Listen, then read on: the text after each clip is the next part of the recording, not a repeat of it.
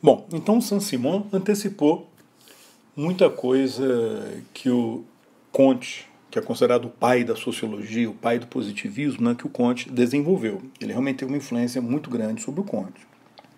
Aqui vocês têm uma imagem do Comte. Auguste Comte, considerado o pai da sociologia, o pai do positivismo. O que era o positivismo? Na visão dele, o positivismo é um conhecimento positivo, porque seria um estudo científico dos fenômenos sociais, mas de uma forma precisa, construtiva e útil na organização da sociedade. Ele tinha uma visão muito negativa do iluminismo. É uma contradição, porque na verdade o Comte ele é um herdeiro do iluminismo, né? Mas ele associava muito o iluminismo à Revolução Francesa, à desordem, ao caos, à destruição, à violência. Então ele tinha uma visão de uma corrente iluminista mais radical, enquanto que ele próprio era um herdeiro dessa tradição iluminista de tentar investigar a sociedade de uma forma científica e buscar assegurar o progresso, né? Mas assim, né, na sua postura oficial, a gente vai ter essa visão negativa do iluminismo. Na ótica dele, a sociedade possui leis invariáveis, que devem ser desvendadas pela sociologia, termo que, aliás, ele criou, né? Sociologia. Até então falava-se em física social, ele transforma em sociologia. E ele afirma que a sociologia ela vai ter os mesmos procedimentos das ciências naturais: observação, comparação, experimentação. A sociologia deve, portanto, se ocupar dos fenômenos sociais constantes e repetitivos, observáveis. E a descoberta e compreensão desses fenômenos sociais vão servir para remodelar a sociedade e assegurar o progresso, corrigindo os problemas que vão surgindo, orientando, indicando, né, para onde a sociedade deve caminhar, as melhores, para um governo, no caso, as melhores ações, né, e as melhores formas de corrigir aqueles problemas que fossem encontrados, ou que forem encontrados, né, no funcionamento, na dinâmica da sociedade. Ele ficou muito associado a uma concepção de que o pensamento humano, o conhecimento humano, ele evoluiu em 3 estágios ou 3 estados. É a chamada lei dos 3 estágios ou 3 estados, né? Que são eles: o estágio teológico, o estágio metafísico e o estágio positivo. O estágio teológico, ou no estágio teológico, o conhecimento é guiado pelo sobrenatural, por entes sobrenaturais, né, pela ação de seres sobrenaturais, uma visão de que forças sobrenaturais estão atuando na natureza e na sociedade, ou seja, guiado pela religião. No metafísico já surge uma capacidade de abstração, falando-se em natureza, povo, capital, mas ainda sem um caráter plenamente científico. Na verdade, o Comte ele despreza muito essa fase metafísica, ele não trabalha muito nessa fase, não, ele considera essa fase uma fase transitória, né?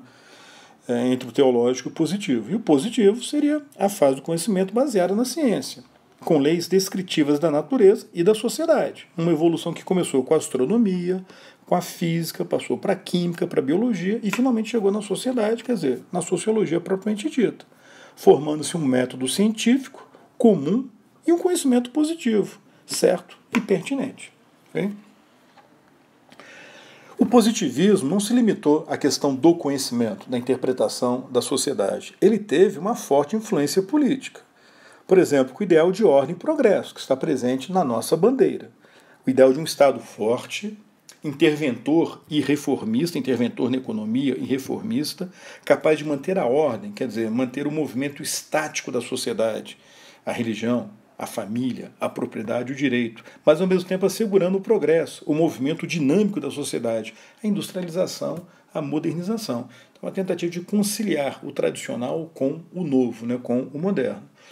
A influência foi maior na América Latina, sobretudo em 2 países, no México e aqui no Brasil. No México, em especial, no governo, de um general chamado Porfírio Díaz, herói da guerra dos mexicanos contra a dominação francesa na segunda metade do século XIX. Ele instalou um regime que ficou conhecido como porfiriato ou porfirismo. Na verdade, foi uma ditadura. Foi um regime autoritário, mas com uma tecnocracia de engenheiros, de cientistas, de economistas, conhecidos como científicos. Os científicos naquele ideal né, positivista de um Estado controlado por técnicos capazes de modernizar a sociedade. O Porfírio Dias acabaria derrubado na famosa Revolução Mexicana. E no Brasil, como você sabe, o positivismo ele foi influente entre os civis, mas especialmente entre os militares, sobretudo no Exército. Então, a proclamação da República, por exemplo, a queda da monarquia, foi resultado de uma conspiração que envolveu, né, positivistas, em especial os militares em torno da figura do Benjamin Constant. Né? A República foi instalada, mas na República oligárquica, né, chamada República Velha, os positivistas não tiveram tanta influência no governo central. Tiveram influência na queda da monarquia, mas perderam o controle sobre o governo central. Porém, no Rio Grande do Sul, teve um governador chamado Júlio de Castilhos, né, que fez um governo muito marcado pelo positivismo e gerou um fenômeno político chamado castilismo, e que foi muito influente na formação política do Vargas. A família do Vargas era próxima da família do Júlio de Castilhos. O Vargas inicia sua carreira política no Rio Grande do Sul influenciado por esse castilismo. Então, quando o Vargas governa o Brasil de 30 a 45, em especial durante a ditadura do Estado Novo, a gente percebe, né, uma visão positivista, uma influência do positivismo no governo dele, em especial no Estado Novo. Quer dizer, uma ditadura que vai se preocupar em manter a ordem, mantém a ordem tradicional, não faz reforma agrária, não mexe na agricultura, busca, né, um convívio com a Igreja Católica, mas ao mesmo tempo estimula a industrialização. Tudo bem que o cenário era de grande depressão, mas a formação positivista do Vargas reforça essa postura. Cria leis trabalhistas, proíbe greves, tenta controlar o movimento operário. Né? Então a gente vai ver essa preocupação em fazer uma reforma social, modernizar o país e ao mesmo tempo, né, manter uma ordem tradicional, parcialmente tradicional, mas num Estado autoritário. E isso vai se repetir no regime militar, né, que adota uma postura, sem parar para pensar, que foi positivista sim. O Estado interfere na economia, incentiva a industrialização, mas é um Estado autoritário, busca ao mesmo tempo preservar várias tradições, né, da sociedade brasileira. Então o positivismo ele vai ter uma importância ímpar na nossa história. Não é só na questão do conhecimento, mas é sobretudo na questão política. E como nós falamos há pouco, inclusive, isso é lembrado para nós diariamente no lema, né, da bandeira nacional: ordem e progresso. É isso aí, pessoal. Até a próxima. Tchau, tchau.